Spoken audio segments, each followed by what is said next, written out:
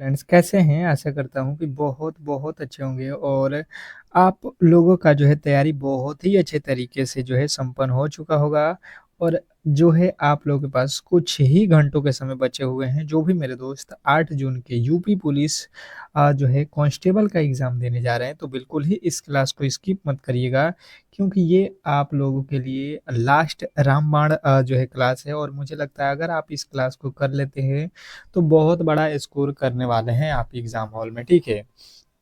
तो UP police constable वाले जितने भी मेरे दोस्त हैं, जो 8 जून को एग्ज़ाम देने जा रहे हैं, किसी भी शिफ्ट में, तो आप इस क्लास को एक बार अपने सनसनी नज़रों से ज़रूर देख लो।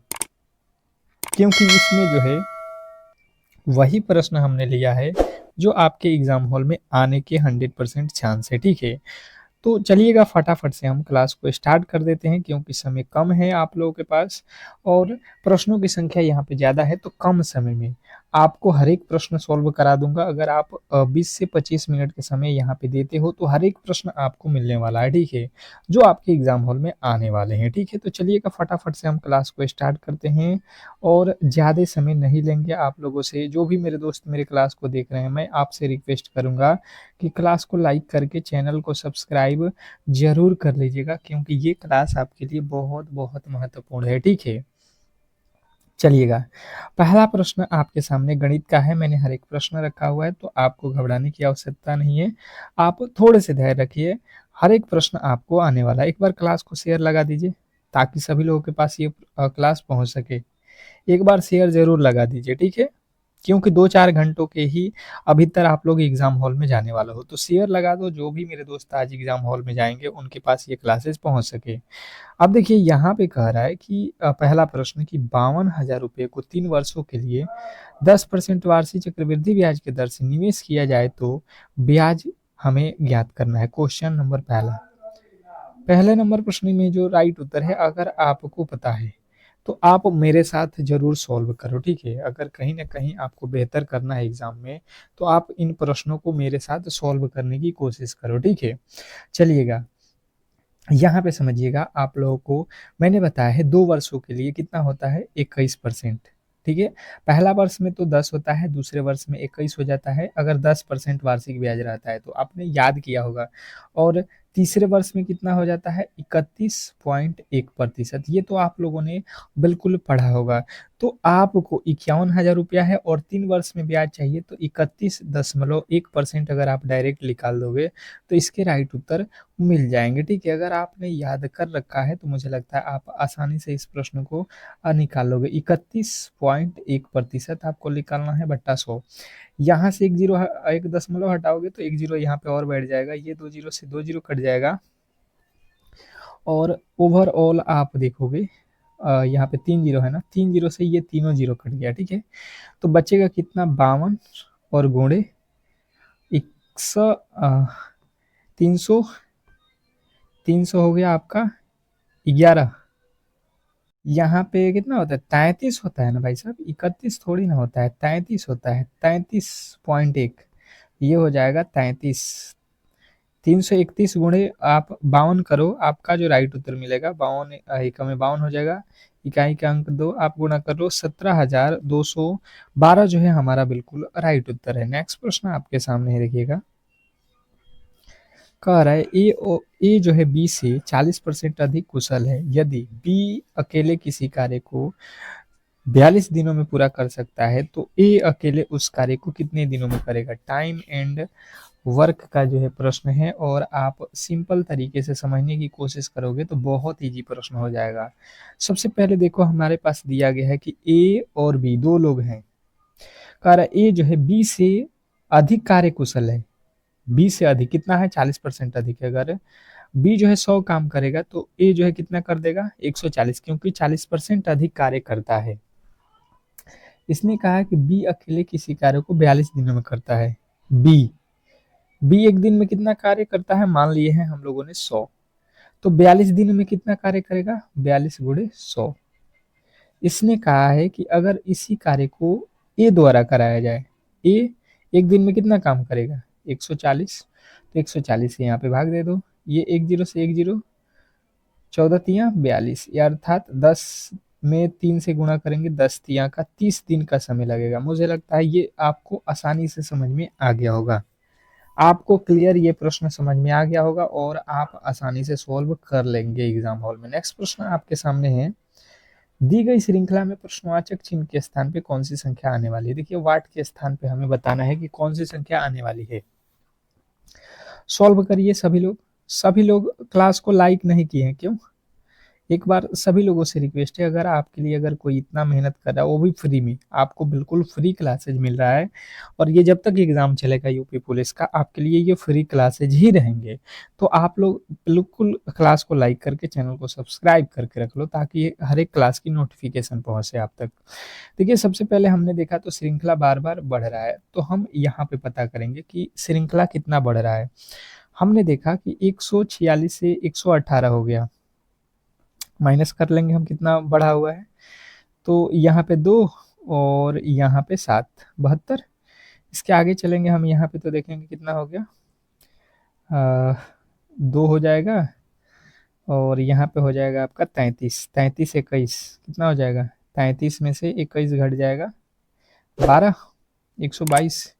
इसके आगे चलेंगे अगर हम लोग, तो यहाँ पे घटाएंगे तो कितना आ जाएगा 2 और यहाँ पे 51 में से 34 16, इसके आगे यहाँ पे, फिर इसके आगे यहाँ पे। अगर हम यहाँ से मिलाएंगे तो यहाँ पे कितना बढ़ा हुआ है 0, 7 5 12। अगर यहाँ पे देखेंगे तो 0 और 12 4 16, 4 हो रहा है क्या जी, एक बार इसको देख लो।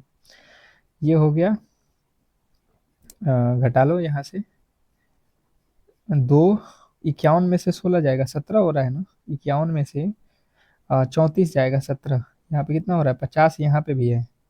और इसके आगे चलेंगे तो यहाँ पे भी 50, तो इसके आगे हम भी 50 कर देते हैं यहाँ पे, ठीक है। तो पहले निकाल लो यहाँ पे कितना है, यहाँ पे माइनस, यहाँ पे हो जाएगा 2 और 73 में से 51 जाएगा 22, यहाँ पे हो गया 22, 22 में 50 जोड़ दो, ये हो जाएगा 2, 22 5 27, 27 हो गया 27, यानी कि 272 हमें जोड़ना है। तो ये हो जाएगा 4 2 6, 7 3 10 के 0, 7 2 9 1 10, 1006 हो रहा है, 1006। कहीं पे गलती हुआ है क्या?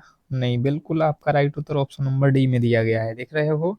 ये श्रृंखला का श्रृंखला था, थोड़ा सा ये जो है लेवल थोड़ा सा था, बाकी कुछ दिक्कत नहीं है, आप कर सकते हो, थोड़े से ध्यान देना है। कर एक निश्चित कुट भाषा में विंटर को जो है ये लिखा जाता है, ऑटम को जो है ये लिखा जाता है, तो उसी कुट भाषा में स्वीरिंग को जो है कैसे लिखा जाएगा। क्वेश्चन नंबर 4 के जो राइट उत्तर है बताने की कोशिश कीजिए सभी लोग। क्वेश्चन नंबर 4 पे आ चुके हैं, सभी लोग बताएंगे कि इस प्रश्न का जो राइट उत्तर है वो क्या होने वाला है। हम यहाँ पे समझेंगे सभी लोग कि जो है विंटर को क्या लिखा है, WINTER, ठीक है।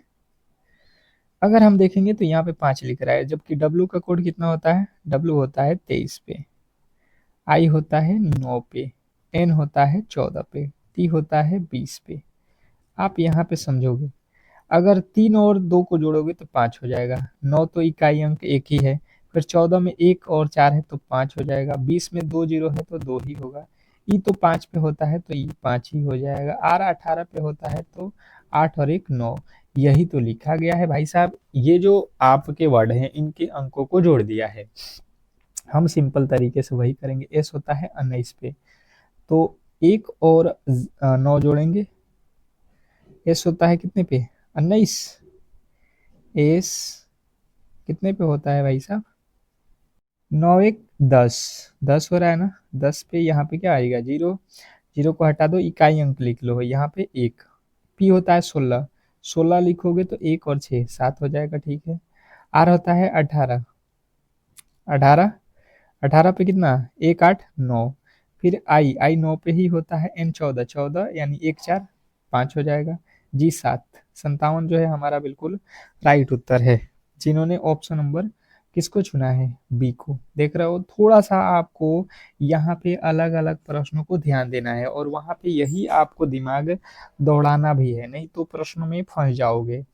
मैंने उन्हीं प्रश्नों को रखा है जो खास करके फँसाने वाले हैं। बाकी तो ईज़ी वाले सभी लोग कर लेंगे, ठीक है? 2 संख्याओं का अनुपात यहाँ पे दिया गया है। इनका जो है लघुत्तम समापवर्तक 480 है, तो इनका महत्तम समापवर्तक ज्ञात करें। देखिए, कुछ प्रश्न ही होंगे जो आपको थोड़े-से सोचने पे मजबूर करेंगे, जो हम आपको करा रहे हैं। बाकी तो ऐसे प्रश्न होंगे कि आप आसानी से कर लोगे, पर यहाँ पे 7-8 ही प्रश्न होंगे जो मैथ रीज़निंग के ऐसे होंगे जो आपको थोड़ा-सा अलग तरीके के से सोचने पर मजबूर करेगा और अगर आप उन प्रश्नों को करोगे तो ही सिलेक्शन होने वाला है, ये भी आपको ध्यान देना है। हम देख रहे हैं 2 संख्याएँ हैं, हमारे पास एक 3x है और दूसरी वाली है 4x। कह रहे इनका जो है लघुत्तम समापवर्तक 480 है। हम इनका लसा निकालेंगे, इन दोनों का लसा, तो हमें मिल जाएगा कितना 12x। ये कह रहे नहीं भाई साहब, इसका तो लसा है 480। हम यहाँ से काटेंगे तो x का वैल्यू हो जाएगा 12 चौका 48, अर्थात x का वैल्यू हो गया 40। इसने कहा है महत्तम समापवर्तक ज्ञात करो। इसका महत्तम समापवर्तक कितना हो जाएगा, 4 और 3 का महत्तम कितना होता है, x होता है।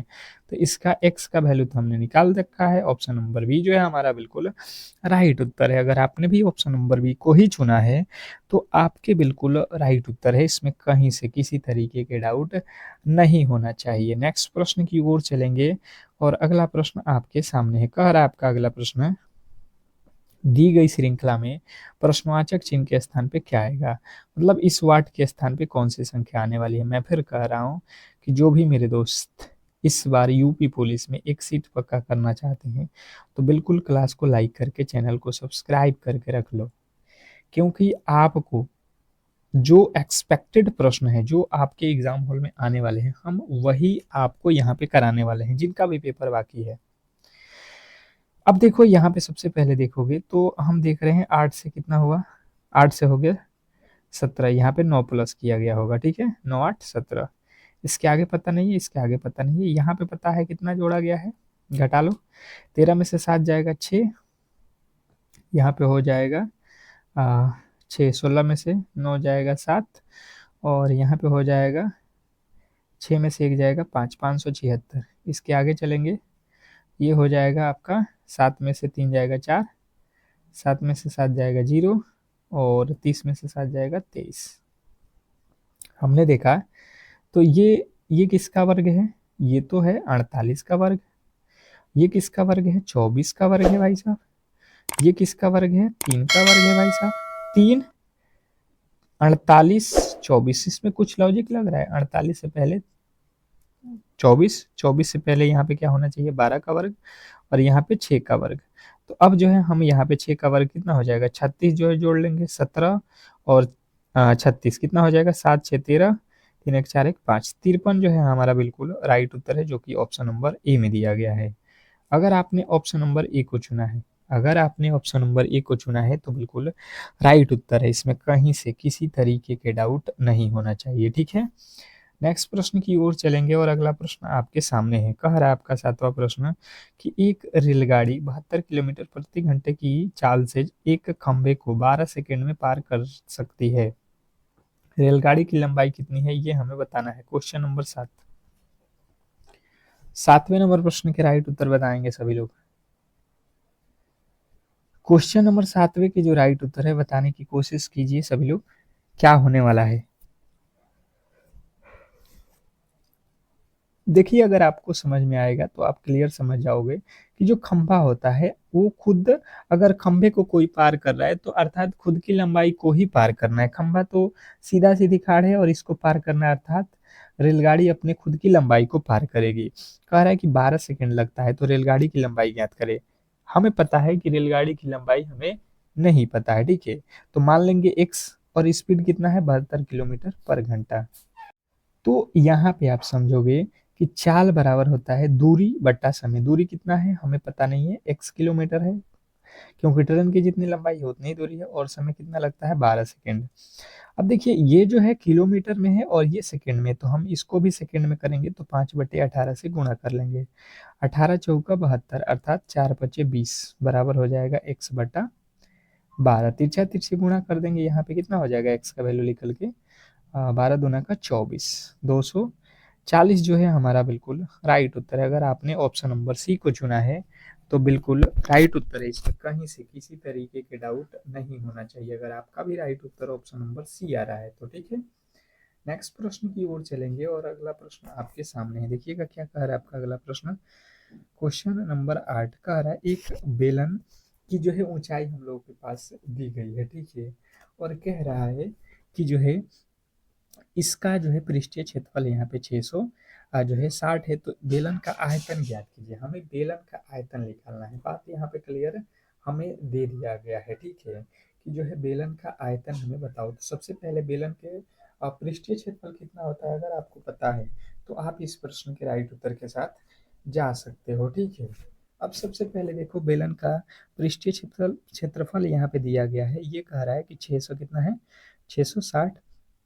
हमें पता है बेलन का पृष्ठीय क्षेत्रफल होता है 2 पाई, पाई का वैल्यू होता है 22/7। आर का वैल्यू कितना होता है नहीं पता है, ऊंचाई दिया गया है 14 और गुणे आर। हमें यहाँ पे बेलन का वक्र पृष्ठ का क्षेत्रफल होता है 2 पाई आर, तो आर का वैल्यू नहीं दिया है, हमने छोड़ दिया है। यहाँ से 7 से काट दो 2 मर्त में। अब देखो 22 की पहाड़े में 22 3 66, 30 हो गया। इधर कितना बचा 4, यहाँ पे 2 के पहाड़े में 15 हो जाएगा। आर का वैल्यू कितना 15/2। आर का वैल्यू कितना हो गया 15/2। अब देखिएगा अब इसमें हुआ क्या है, हम लोगों से कह रहा है बेलन का आयतन ज्ञात करें। बेलन का आयतन निकालना है, तो बेलन का आयतन बराबर क्या होता है पाई आर स्क्वायर एच। पाई का वैल्यू रख लेना 22/7, आर का वैल्यू 15/2 गुणे 15/2 गुणे यहाँ पे ऊंचाई कितना है 14। ये 7 से काट देना 2 मर्त में, ये 2 से 2 काट देना, ये हो जाएगा आपका 11। 15 में 15 से गुणा कर दो, फिर 11 से गुणा कर दो, कितना आ जाएगा आपका, कितना आ जाएगा आपका 2425। बिल्कुल आपका ऑप्शन नंबर सी। जिन्होंने भी सी को चुना है उनके बिल्कुल राइट उत्तर है, इसमें कहीं से किसी तरीके के डाउट नहीं होना चाहिए। नेक्स्ट प्रश्न की ओर चलेंगे। कह रहा है आपका अगला प्रश्न यहाँ पे क्वेश्चन नंबर 9, 546 का संबंध 15 से है। 889 का संबंध किससे होगा, जबकि 715 का संबंध 13 से है।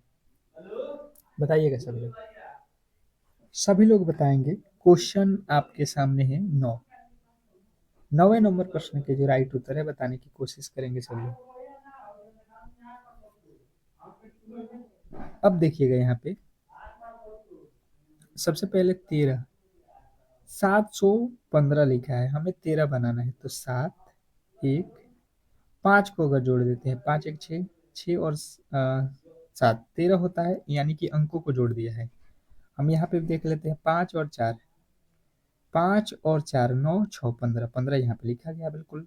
तो हम यहाँ पे 8 प्लस का 7 और प्लस का 9 जोड़ लेंगे, तो 9 और 7 16, 16 8 16 8 24, 16 8 24 जो है बिल्कुल राइट उत्तर है ऑप्शन नंबर डी। अगर आपने भी ऑप्शन नंबर डी को ही चुना है तो बिल्कुल राइट उत्तर है, इसमें कहीं से किसी तरीके के डाउट नहीं होना चाहिए। नेक्स्ट प्रश्न की ओर चलेंगे और अगला प्रश्न आपके सामने देखिएगा क्या कह रहा है आपका अगला प्रश्न, कि जो है ए किसी कार्य क्षमता ए की कार्य क्षमता बी से दोगुनी है, अर्थात बी जितना भी कार्य करेगा उससे ए जो है काम जो है दोगुना करेगा। यदि दोनों मिलकर किसी कार्य को 14 दिनों में कर सकते हैं तो ए उस कार्य को कितने दिनों में पूरा करेगा, ये हम लोगों से पूछा गया है। अब बताइएगा ये प्रश्न का राइट उत्तर क्या होने वाला है।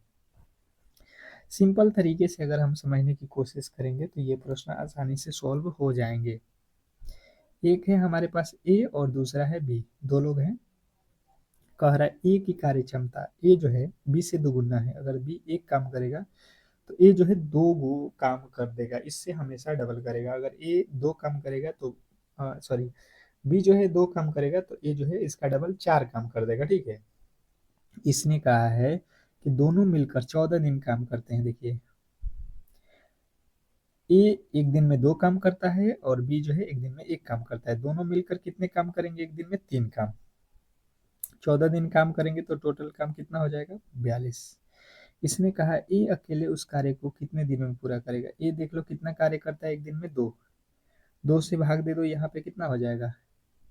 21 दिन जो है हमारा बिल्कुल राइट उत्तर है। अगर आपने ऑप्शन नंबर बी को चुना है, अगर आपने ऑप्शन नंबर बी को चुना है तो बिल्कुल राइट उत्तर है। इसमें कहीं से किसी तरीके के डाउट नहीं होना चाहिए, ठीक है। नेक्स्ट प्रश्न की ओर चलेंगे और अगला प्रश्न आपके सामने कह रहा है कि यदि एक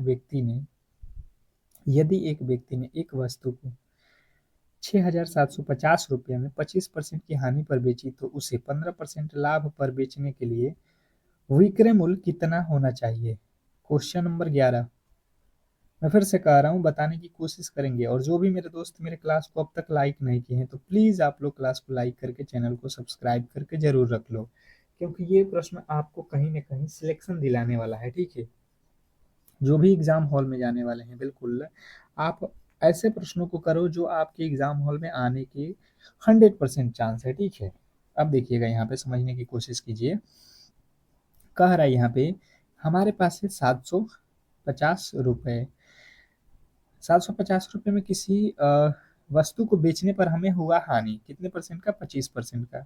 अर्थात हमने क्या किया होगा कि 100 रुपया का सामान खरीदा है और 75 में बेच दिया है। तो हम सबसे पहले हमने खरीदा कितना में ये पता करेंगे, तो हम 100 इसीलिए ऊपर रखेंगे, 75 नीचे, क्योंकि हमने बेच दिया है 6,750 रुपये में। अब जो है हमें 15% का लाभ कमाना है। अगर लाभ कमाना है तो जो हमारा 100 रुपया का सामान है इसको कितना में बेचना पड़ेगा? 115। अब देख लो ये 100 से 100 कट जाएगा। यहाँ पे देख लो कितना मात्रा में कटेगा? 15 पच्चे 75 और 23 के पहाड़े में ये हो जाएगा 15 के पहाड़े में ये 15 चौका 60, 15 पच्चे 75, ये हो जाएगा 0। एगो 0 आ जाएगा। 23 पच्चे 105, 115 के 5, 23 चौका 23 चौका कितना हो जाएगा? 3 चौका 12, 3 चौका 12, 4 दूना 8, 9, 92। 92 और यहाँ पे कितना हासिल? 11। 92 11 100, 100 कितना हो गया? 3। 92 और 11 103। आपका राइट उत्तर हो जाएगा ऑप्शन नंबर डी। जो ऑप्शन नंबर डी को चुना है उनके बिल्कुल राइट उत्तर है। जो भी मेरे दोस्त ऑप्शन नंबर डी को चुने हैं उनका बिल्कुल राइट उत्तर है। नेक्स्ट प्रश्न आपके सामने है, देखिएगा। कह रहा है कि क्वेश्चन नंबर 12, ए प्लस बी का अर्थ है कि ए बी का पिता है। ए माइनस बी का अर्थ है ए बी की माँ है। ए गुणे बी का अर्थ है ए बी का भाई है। तो हमें पी गुणे क्यू माइनस आर है तो पी का आर से क्या संबंध है? क्वेश्चन नंबर 12 के राइट उत्तर बताएंगे सभी लोग। क्वेश्चन नंबर 12वें नंबर प्रश्न के जो राइट उत्तर है बताने की कोशिश कीजिए सभी लोग। सिंपल तरीके से सॉल्व करने की कोशिश करेंगे अगर हम लोग तो आसानी से सॉल्व हो जाएगा। देखिए पी का क्यू माइनस आर लिखा है तो सबसे पहले हम देखेंगे यहाँ से पीछे से बनाते चलिए। माइनस का अर्थ क्या होता है? माइनस का अर्थ यहाँ पे दिया गया है कि ए पहला वाला जो है दूसरे वाले की माँ है। आर की माँ कौन है? क्यू है, ये माँ हो गई। फिर गुणा, गुणा का अर्थ कहाँ पे दिया गया है? यहाँ पे देखो, ये कौन है? भाई। पहले वाला दूसरा का भाई है, ये कौन है? भाई हो गया। अब देखो आप समझो यहाँ से आर का ये कौन है? माँ। और माँ का कौन है? ये भाई। अर्थात अगर आर से पूछेगा तो आर की माँ और माँ का भाई कौन होता है? मामा।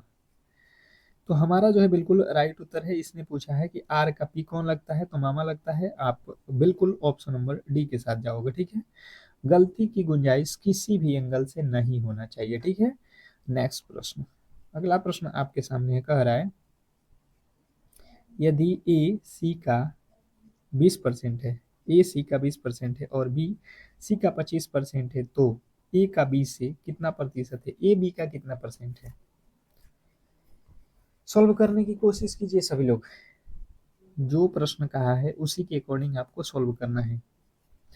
प्रश्न में जो कहा है उसके अकॉर्डिंग आप सॉल्व करने की कोशिश करो। इसने कहा है कि जो ए है ये जो है सी का 20% है तो सी का 20% अर्थात 20/100। यहाँ से आप काट दो, 20 25 100, यहाँ पे 20 एकम में 20, अर्थात ए का जो है वैल्यू हो जाएगा 1। तो सी का अनुपात बनाओगे तो ये होगा 5। अब देखो यहाँ पे लिखा है सी, बी जो है सी का 25%, सी का 25 अर्थात 25/100 कर लेना। 25 × 4 = 1/4, अर्थात यहाँ पे हम जो देख रहे हैं बी और सी में रिलेशन, बी अनुपात सी का वैल्यू कितना हो रहा है, बी का वैल्यू कितना है, यहाँ से आया 1, और सी का वैल्यू कितना आया, बी का वैल्यू 1 है, सी का वैल्यू कितना है 4। अब इधर बढ़ा लो, यहाँ पे हो जाएगा 5 और इधर हो जाएगा 4। इसने कहा है कि ए का बी से प्रतिशत, ए का यहाँ से देखोगे तो 1 में 4 से गुणा करोगे, 4 एकम में 4, उसके बाद से बी का यहाँ पे 5 एकम में 5, 4 और 5 में हमें यहाँ पे रिलेशन बताना है। इसने कहा है कि ए बी का कितना परसेंट है, ए है 4, ये बी का कितना परसेंट है, तो बी गुणे यहाँ से कर लो 20/100, और 20 में 4 से गुणा करेंगे, 20 × 4 = 80% है। ऑप्शन नंबर ये जो है हमारा बिल्कुल राइट उत्तर है। समझ में आ गया होगा आपको, थोड़ा सा जो है यहाँ पे कैलकुलेशन था पर आप कर सकते हो। नेक्स्ट प्रश्न आपके सामने है कि यदि जो है यहाँ पे दिया गया है ए एक काम को 4 घंटों में कर सकता है, वही काम बी और सी मिलकर 3 घंटों में कर सकते हैं, तथा ए और सी मिलकर 2 घंटे में कर सकते हैं, तो बी उस काम को करने में कितना समय लेगा, बताएंगे। क्वेश्चन नंबर 14, सभी लोग यहाँ पे बताने की कोशिश करेंगे। मैं फिर कह रहा हूँ कि जो भी मेरे दोस्त अब तक हमारे क्लास को लाइक नहीं किए हैं तो लाइक कर दें और एक बार शेयर लगा दें सभी लोगों के पास, ताकि ये क्लास पहुंच सके। इसमें दिया गया है कि भाई साहब एक व्यक्ति है ए, जो कि कोई काम है उसको 4 घंटे में कर देगा, जबकि एक कंडीशन है कि बी और सी उसी काम को 3 घंटे में कर रहे हैं, ठीक है। और उसके आगे कह रहा है कि अगर ए और सी मिल जाए तो इस काम को 2 घंटे में ही कर देंगे। हम टोटल वर्क पता करेंगे, 4 3 2 का लसा हो जाएगा 12, अर्थात टोटल वर्क हो गया 12। ए जो है एक दिन में कितना काम करता है, 4 × 12 3 काम। बी और सी मिलके एक दिन में 4 काम, और ए और सी मिलके कितने काम करेंगे, तो ये 3 दूना का 6। अब देखो हमसे पूछा किसका गया है, बी का, तो बी का कार्य हम निकालेंगे। सबसे पहले यहाँ पे देखो एक दिन में कितना काम करता है, 3, तो ए का काम यहाँ पे 3 रख देते हैं, और टोटल काम कितना होता है एक दिन में 6। कौन कौन करता है, ए और सी मिलके, अर्थात सी का काम कितना हो जाएगा, एक दिन में ए 3 काम करता है तो सी भी 3 काम करेगा, तो सी 3 और ए 3, तभी तो मिलके एक दिन में 6 काम होंगे। अब हमें बी का कार्य निकालना है, तो सी का वैल्यू हमें पता है यहाँ पे 3 है, और ये एक दिन में कितने काम करते हैं, बी और सी मिलके एक दिन में 4 काम करते हैं, तो ये 3 करता है, बी 1 करेगा और सी 3। तो हमें पूछा गया है बी कितने दिन में करेगा, तो 12 बी का वैल्यू है एक दिन में एक कार्य, तो 12 दिन लगेंगे, ऑप्शन नंबर सी। नेक्स्ट प्रश्न आपके सामने है, निम्नलिखित संख्या में लुप्त संख्या ज्ञात कीजिए। निम्नलिखित संख्या में हमें जो है लुप्त संख्या बताना है, अर्थात इस वाट के स्थान पे कौन सी संख्या आने वाली है यही हमें बताना है। चलिएगा, सिंपल है, बहुत सिंपल है, रीजनिंग का प्रश्न है, मुझे लगता है आप कर लोगे। देखिएगा, अगर आप देखोगे तो एस के बाद लिखा है यू, एस कितने पे होता है 19, 2 21 पे होता है यू। अगर यू में 2 जोड़ोगे तो डब्लू, फिर हम भी 2 जोड़ देते हैं, डब्लू 2, अर्थात 23 2 25, वाई होगा, सब में वाई दिया गया है, पहला अक्षर पता चल गया। टी के बाद भी लिखा है, फिर 2 जोड़ा, और भी 2 जोड़ेगा, एक्स, एक्स में 2 जोड़ोगे, जेड, ये गलत। अब देखो 39 43, 39 में 4 जोड़ दिया, 39 के बाद 47, कितना जोड़ा है 4, 47 4 51। आपका जो राइट उत्तर है ऑप्शन नंबर जो है आपका डी। अगर आपने ऑप्शन नंबर डी को चुना है तो बिल्कुल राइट उत्तर है, इसमें कहीं से आपको डाउट नहीं होना चाहिए। नेक्स्ट प्रश्न की ओर चलेंगे, और अगला प्रश्न आपके सामने है, कह रहा है दी गई श्रृंखला में प्रश्नवाचक चिन्ह के स्थान पे क्या आएगा। दी गई श्रृंखला में प्रश्नवाचक चिन्ह के स्थान पे कौन सी संख्या आने वाली है, अर्थात इस वर्ड के स्थान पे कौन सी संख्या आएगी, ये आपको बताना है। बताइएगा सभी लोग। लिखा हुआ है 85, 64, 51, 44, 41, तो अगला पद क्या? हम देखेंगे यहाँ पे सिंपल तरीके से 85 से 64 कब होगा, घटा लो आप, एक हो जाएगा, और यहाँ पे 2 21, इसके आगे चलोगे कितना माइनस किया गया है 13, इसके आगे चलोगे कितना माइनस किया गया है आपका 7, इसके आगे कितना माइनस किया गया है 7 के बाद से यहाँ पे किया गया है आपका 3, इसके आगे कितना माइनस करना पड़ेगा, यहाँ पे पहले चेक कर लो कितना माइनस किया है आपका 8, यहाँ पे कितना माइनस किया गया है 6, यहाँ पे कितना 4, तो इसके आगे हम माइनस कर देंगे 2, 2 घटा दो 3 में से तो 1 हो जाएगा, 41 में से 1 जाएगा 40। देख रहे हो, प्रश्न थोड़ा सा जो है आपको घुमा रहा है, पर इन्हीं प्रश्नों को अगर आप करते हो तो ही सिलेक्शन होने वाला है। नेक्स्ट प्रश्न आपके सामने देखिएगा, कह रहा है कि किसी शोरूम में किसी वस्तु का सूची मूल्य जो है 2000 रुपया, और इसे जो है 20% और 10% की क्रमिक छूट देने पर बेचा जाता है, तो इसका शुद्ध जो है विक्रय मूल्य ज्ञात करना है। ठीक है, आप सिंपल तरीके से यहाँ पे समझ लो कि 2000 रुपया का कोई सामान है, ठीक है, आप गए खरीदने के लिए, दुकानदार बोला कि अगर आप खरीदते हो तो 100 रुपया का अगर सामान रहेगा तो हम आपको 20% छोड़ देंगे, अर्थात 80 में ही दे देंगे। फिर आप नहीं खरीद रहे हो, फिर उसने कहा कि हम आपको 10% और एक्स्ट्रा छोड़ देते हैं, अगर 100 रुपये का सामान है तो 90 में ही दे देंगे। अब देखो ये जो है 2 जीरो से 2 जीरो कट जाएगा, 20 पाँचे 100 हो जाएगा, यहाँ से काट दो, 15 छक्के 90, 15 हो गया, 15 आठे 120, कितना हो गया 120, 1200, कहीं गलती हो गया क्या जी, 2 जीरो से 2 जीरो कट गया, 20 पाँचे 100, 5, 5 के पहाड़ा में 18 पच्ची 90 होता है ना यहाँ पे यार, 18 पच्ची 90, 18 में 8 से गुणा करो, 18 आठे 144, 144 हो रहा है ना, 1440 जो है आपका बिल्कुल राइट उत्तर है। तो इस तरीके से जो है आज के क्लास को हम लोग यहीं पे समाप्त करेंगे, और आपसे रिक्वेस्ट करेंगे कि जो भी मेरे दोस्त मेरे क्लास को लाइक नहीं किए हैं तो लाइक कर लें और चैनल को सब्सक्राइब करके रख लें। मिलते हैं अगले वाली क्लास में, तब तक के लिए धन्यवाद।